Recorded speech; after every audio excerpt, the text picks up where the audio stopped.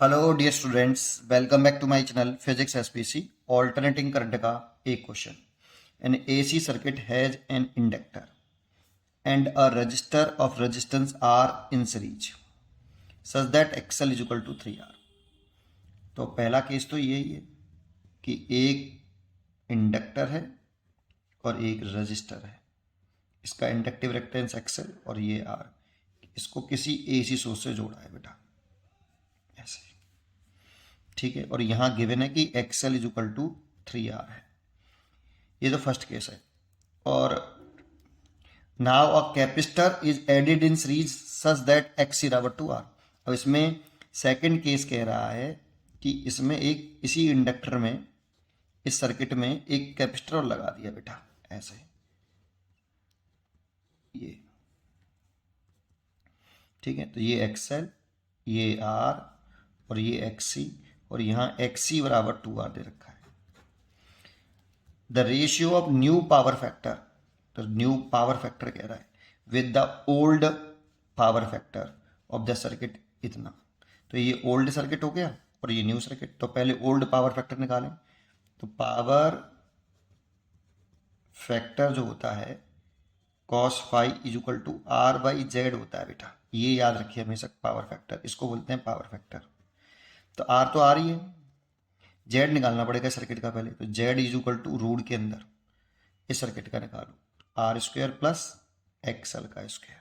अब एक्सएल दे रखा है 3R, तो आर का स्क्वायर प्लस 3R मतलब 9R का स्क्वायर।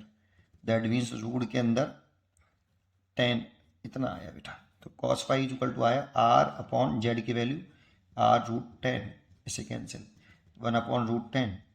ये आपका ओल्ड पावर फैक्टर आ गया।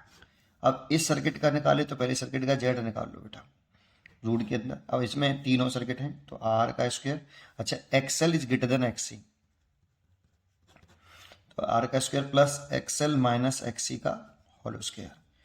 तो ये इम्पीडेंस निकले आएगा, आर स्क्वायर तो आर स्क्वायर ही है, और एक्सएल 3R है और एक्सी 2R, 3R माइनस के 2R तो आर बचा, तो आर स्क्वायर हो गया, और ये हो गया आर रूट 2।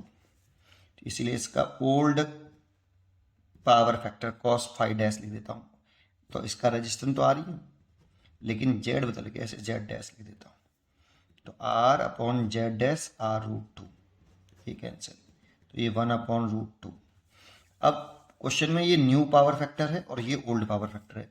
तो रेशियो पूछा है कि इसका न्यू पावर फैक्टर को ऊपर रखना है with the old power factor. तो new power factor cos five dash और old power factor cos five. तो ये 1 अपॉन रूट 2 और ये 1 अपॉन रूट 10।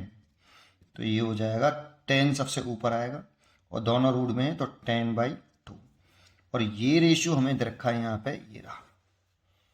तो ये रेशियो दे रखा है √5/x, तो ये कट गया √5 पर।